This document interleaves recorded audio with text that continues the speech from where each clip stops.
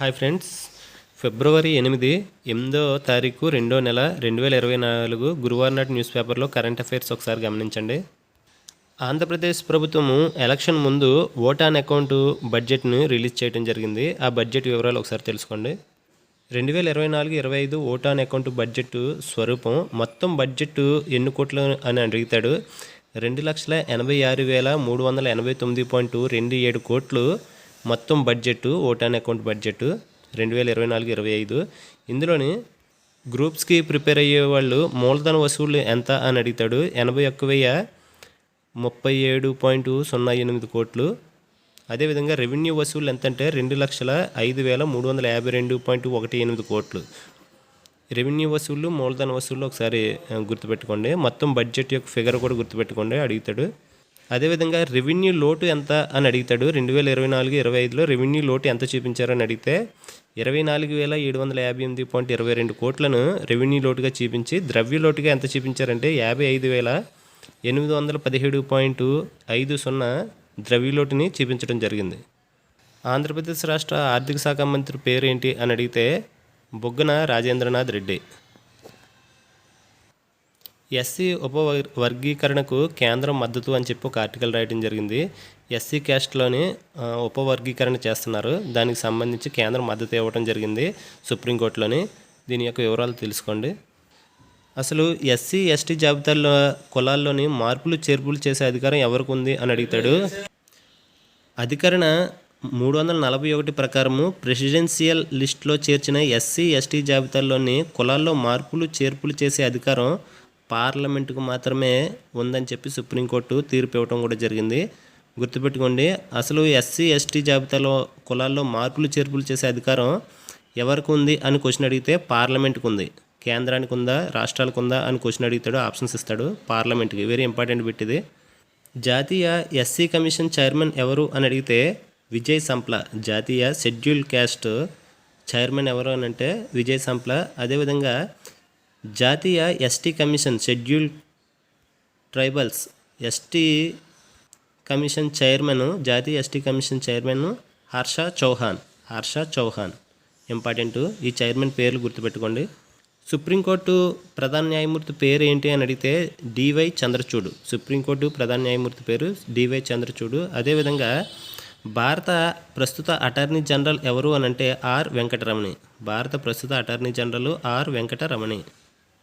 రాజ్యసభలో ప్రధాని నిన్న ప్రసంగించడం జరిగింది. రాజ్యసభ గురించి తెలుసుకున్నట్లయితే ఆంధ్రప్రదేశ్లో రాజ్యసభకి ఎన్ని స్థానాలు ఉన్నాయి అని అడుగుతాడు. ఆంధ్రప్రదేశ్ నుంచి రాజ్యసభకి ప్రాతినిధ్యం వహిస్తున్న స్థానాలు 11 స్థానాలు. అదేవిధంగా రాజ్యసభలో మొత్తం ఎన్ని స్థానాలు ఉన్నాయి అని అంటే పార్లమెంట్లోని రాజ్యసభలో మొత్తం ఎన్ని సీట్లు ఉన్నాయంటే 250. అందులో 238 ఎన్నుకుంటే 12 రాష్ట్రపతి నామినేట్ చేయడం జరుగుతుంది. ప్రస్తుతం రాజ్యసభలో ఎన్ని స్థానాలు ఉన్నాయి అని అడుగుతాడు. ప్రస్తుతం రాజ్యసభలో 245 స్థానాలు ఉన్నాయి. అందులో 233 ఎన్నిక ద్వారా ఎన్నుకోబడితే 12 రాష్ట్రపతి ఎన్నిక చేస్తాడు. ఈ 250 నుంచి 245కి ఎందుకు వచ్చాయంటే జమ్మూ కాశ్మీర్ని కేంద్రపాలిత ప్రాంతాలుగా, లడఖ్, జమ్మూని కేంద్రపాలిత ప్రాంతాలుగా విభజించడం వల్ల 245కి వచ్చింది. ఇంపార్టెంట్, గుర్తుపెట్టుకోండి. అసలు రాజ్యసభ గురించి తెలిపే ఆర్టికల్ ఎన్నోది అంటే రాజ్యసభ గురించి తెలిపే ఆర్టికల్ 80. అదేవిధంగా లోక్సభ గురించి కూడా తెలుసుకున్నట్లయితే ప్రస్తుతం ఆంధ్రప్రదేశ్ నుంచి లోక్సభకు ప్రాతినిధ్యం వహిస్తున్నటువంటి స్థానాల సంఖ్య 25. ప్రస్తుతం పార్లమెంట్లో లోక్సభలో ఎన్ని స్థానాలు ఉన్నాయి అని అంటే 545 స్థానాలు ఉంటే ప్రస్తుతం 543. ప్రజెంట్ ఎన్ని స్థానాలు ఉన్నాయంటే 543.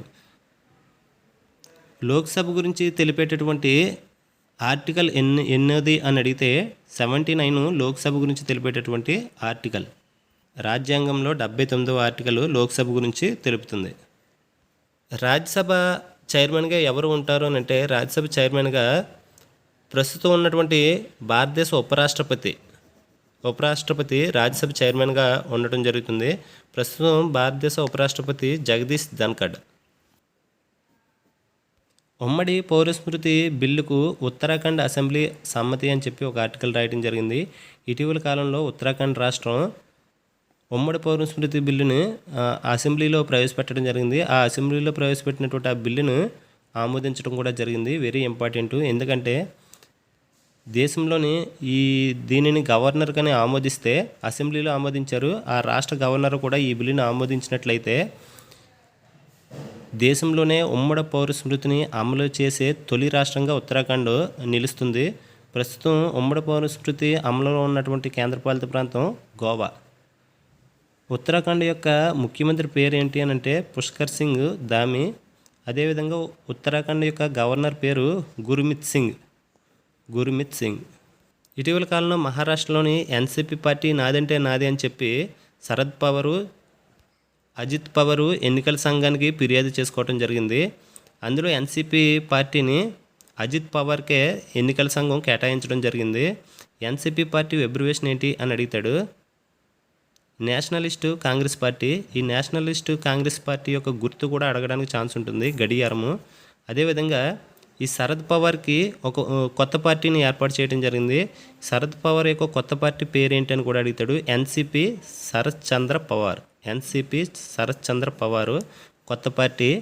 ఈ ఎన్సీపీ శరత్ చంద్ర పవారు యొక్క గుర్తు కూడా అడుగుతాడు. ఎన్నికల గుర్తు మర్రి చెట్టు. ఇంపార్టెంట్. ఇక్కడ ఆంధ్రప్రదేశ్ యొక్క హైకోర్టు ప్రధాన న్యాయమూర్తి పేరు ఇవ్వడం జరిగింది. ఆంధ్రప్రదేశ్ హైకోర్టు ప్రధాన న్యాయమూర్తి పేరు జస్టిస్ ధీరజ్ సింగ్ ఠాకూర్. 2025 కల్లా భారతదేశంలోని 20 లక్షల మందికి ఏఐలో శిక్షణ ఇస్తామని చెప్పి మైక్రోసాఫ్ట్ సీఈఓ తెలపడం జరిగింది. ఇక్కడ మైక్రోసాఫ్ట్ సీఈఓ పేరు ఇవ్వడం జరిగింది సత్య నాదెళ్ల. ఆవగింజంత మేలైనా ఉందా అని చెప్పి దేశంలోని ఆవాల సాగుకు సంబంధించినటువంటి ఒక కొత్త రకం ఆవాల బ్రీడ్కి సంబంధించినట్టు దాని గురించి ఇది రాయటం జరిగింది. ఇందులో ఇంపార్టెంట్ DMH11 దేనికి సంబంధించింది అని అడుగుతాడు. DMH11 ఆవాలు రకానికి సంబంధించినటువంటి ఒక రకం విత్తనం. ఆవాలకు సంబంధించినటువంటి ఒక కొత్త రకం విత్తనము DMH11 దేనికి సంబంధించింది అని అడుగుతాడు. వరి, గోధుమ, వేరుశెనగ, ఆవాలు అని చెప్పి ఆప్షన్ అడుగుతాడు. ఈ విధంగా రావడానికి అవకాశం ఉంటుంది. ఆవాలు దేనికి సంబంధించినటువంటి పంట అని కూడా అడగచ్చు. ఆవాలు స్వీయ పరాగ సంపర్క పంట.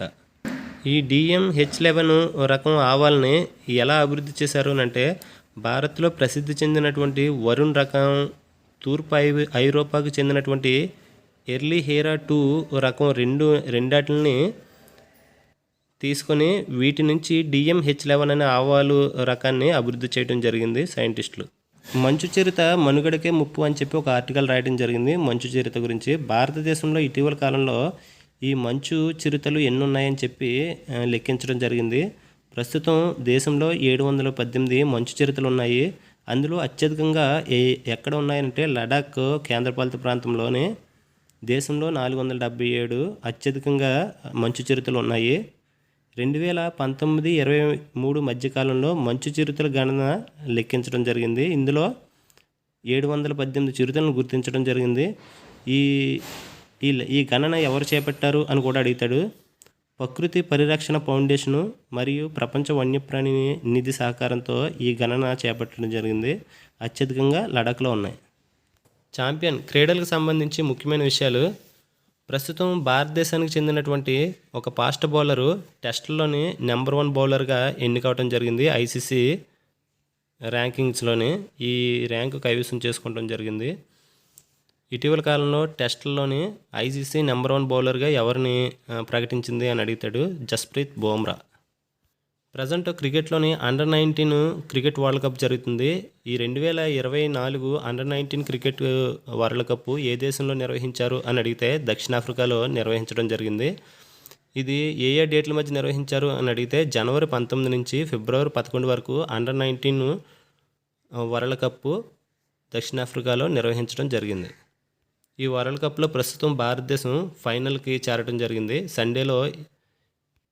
సండే ఫైనల్ జరుగుతుంది. విజేత ఎవరన్నది సండే పేపర్లో తెలుస్తుంది, మండే పేపర్లో.